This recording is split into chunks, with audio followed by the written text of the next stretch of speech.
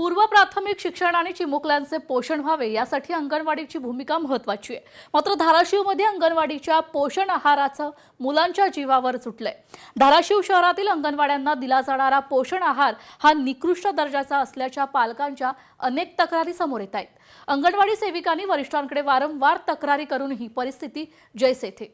चिमुकल्याच्या आहारावर कोण मारतंय डल्ला आणि महिला व बालविकास विभागाचे अधिकारी का करत आहेत डोळे झाक। पाहुयात या संदर्भातला लोकशाही मराठीचा हा स्पेशल रिपोर्ट।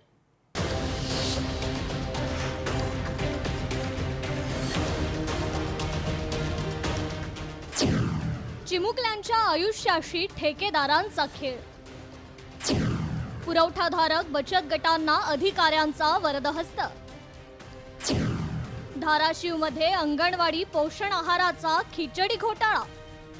अंगणवाडीत बसलेली ही छोटी छोटी मुलं पाहून आपल्याला वाटेल मुलं म्हणजे देवाघरची फुलं, मात्र याच चिमुकल्यांना देण्यात येणारा आहारच निकृष्ट दर्जाचा असल्यानं या बालकांचं पोषण होणार तरी कसं, असा प्रश्न धाराशिवमध्ये निर्माण झालाय। धाराशिव शहरात 67 अंगणवाड्यांना बचत गटामार्फत देण्यात येणाऱ्या सकाळचा नाश्ता आणि दुपारचं जेवण असा पोषण आहाराचा मेनू कागदावरच उरलाय। प्रत्यक्षात मात्र मुलांना सोमवार ते शनिवार मिळतीये फक्त तांदळाची खिचडी। कुपोषणचं तर दूर व्हायचं काहीच ह्याच्यात हे नाही, फायदा नाही। कारण ह्या खाऊ मध्ये तर कारण नाही पोरं वजन आहे, पोरांचे वजन कमी आहेत काही किंवा तसे पण आहेत काही कमी जास्त, पण त्यांना काहीतरी मिळायला पाहिजे ना त्या खाऊ मधून। रोज खिचडी मधून तरी काय मिळतंय? खिचडी मध्ये काही नसतंय, टमाटर नसतं, कधी शेवगे शेंग नसती, काहीच नसते आणि रोज उपीट गव्हाचं भरडिलेलं नुसतं शिजवलेलं असतं। गटाचा खाऊ येतो पण ते खाऊ इतका निकृष्ट दर्जाचा असते की म्हणजे ते लेकरांना खाण्यायोग्य नसते आणि जे कंटेंट त्याच्यामध्ये पाहिजे, समजा ते मुगाची डाळ ते तर त्याच्यामध्ये काही नसते जे आहे ते, आणि तरी पण ते तसाच खाऊ मग लेकरं खात नाहीत, ते फेकून देतात आणि लाभार्थ्यांची पण ओरड देते की असा खाऊ कसा देता मॅडम, तुम्ही तुमच्या लेकरांना असा देता का खाऊ। अंगणवाडीतील मुलांचं चांगल्या पद्धतीनं पोषण यासाठी पुरवठाधारकांना सोमवार ते शुक्रवार सकाळच्या नाश्त्यासाठी मुरमुरा लाडू, राजगिरा चिक्की, गुळ शेंगदाणा लाडू, नाचणी लाडू आणि दुपारच्या जेवणात वरण भात, डाळ, तांदळाची खिचडी, मटकीची उसळ, गव्हाची लापशी, व्हेज पुलाव आणि हिरवा वाटाणा असलेला उपमा असा आहार देण्याचा मेनू ठरवून दिलेला असतो।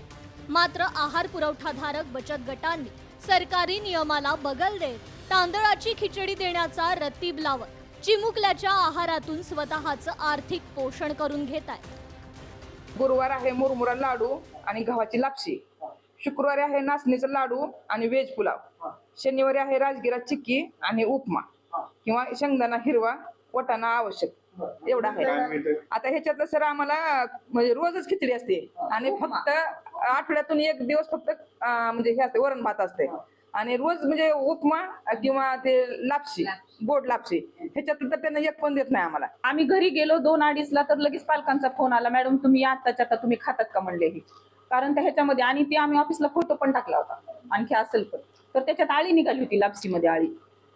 मग त्यांनी आम्ही म्हणतो तुम्ही तुमच्या लेकराला असं खाऊ घालतात का, लेकराच्या तोंडातलं काढून खाऊ नका तुम्ही, किती म्हणतात त्यांना, आता एका लेकरांना प्रति त्यांना 8 रुपये तरी असतील ना, मग तुम्ही 2 रुपये सुद्धा खर्चत नाही त्या लेकरांना। अर्धा किलो तांदळाचा सर भात किती होते तेवढा भात देते आणि रेशनचा तांदूळ वापरते।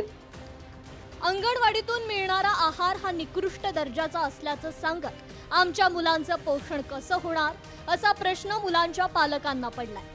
तर मुलं असा आहार खात नाहीत म्हणून आम्ही खिचडी आणि इतर आहार कबूतर आणि कोंबड्यांना खाऊ घालत असल्याची धक्कादायक कबुली मुलांच्या पालकांनी दिली आहे। मुलांना असं लड्डू येतात, काय लाडू येतात, म्हणजे असं राजगिरीचे म्हणजे काय पण येतंय ते काहीच मिळत नाही, तर नुसतं खिचडी पण असली ती की ते खाऊ पण नाही, असं बाळाला खाऊ घालावं नाही असं लागतं। ती खिचडी घेतली आणि फेकावी अशीच झाली। ती मटकीचं तिखट करून कसं लेकरांना खाल्ल्यासारखं देतात, जेवणच चांगलं येत नाही, वास येत मध्ये।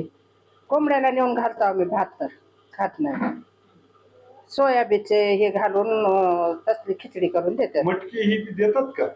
8 दिवसात एक 15 दिवसात एक वेळेस। 4 ते 5 तासासाठी मुलं आमच्याकडे पालक सोडून जातात, त्यांना निकृष्ट खाऊ देताना आम्हालाही वाईट वाटतं। याबाबत वरिष्ठ अधिकारी आणि ठेकेदारांना आम्ही कळवलं, मात्र गेल्या अनेक वर्षांपासून कोणताही बदल होत नसल्याची खंत अंगणवाडी सेविकांनी सांगितली आहे. मात्र बालविकास विभागांच्या अधिकाऱ्यांचा आशीर्वादानं पुरवठाधारक ठेकेदार अंगणवाडी कार्यकर्त्यांना मेनूप्रमाणे आहार मिळाला असं सांगण्यास तसेच लाभार्थ्यांची संख्या वाढवून देण्यासाठी दबाव टाकत असल्याचा आरोप अंगणवाडी सेविकांनी केला. इतर मुलांना दिला जाणारा पोषण आहार हा नियमाप्रमाणे दिला जात असल्याचं छाती ठोकपणे सांगत महिला आणि बालविकास विभागाकडे कोणतीही लेखी तक्रार अजून आलेली नाही, तर तक्रार आल्यास आम्ही योग्य ती कारवाई करू अशी सारवासारव बालविकास विभागाने केली. नाही सर, लेखी तक्रार तर अजून आतापर्यंत कोणाच पालकांच्या किंवा अंगणवाडी कार्यकर्त्यांच्या तर अजून आलेल्या नाहीये की आहार जो आहे तो निकृष्ट दर्जाचा आहे असं कोणी सांगितलेलं. म्हणजे तक्रार, लेखी तक्रार तर अजून कोणाची आलेली नाहीये. मग सर ऍक्शन घेतील बालविकास प्रकल्प अधिकारी. काय ते समजा खरं खोटं खातरजमा करून करतील ना सर काहीतरी. एकीकडे महिला आणि बालविकास विभाग बालकांचं कुपोषण कमी झाल्याच्या बढाया मारतात, तर दुसरीकडे अधिकाऱ्यांच्या वरदहस्ताने बालकांच्या पोषण आहारातून पुरवठाधारक ठेकेदारांचं आर्थिक पोषण हे अधिकाऱ्यांना चिरीमिरी म्हणून देतं. या विदारक सत्यावर राजकीय नेत्यांनी अंकुश ठेवण्याची आवश्यकता आहे. काकासाहेब कांबळे, लोकशाही मराठी, धाराशिव. लोकशाही मराठी, ऐका, पहा, जागरूक रहा.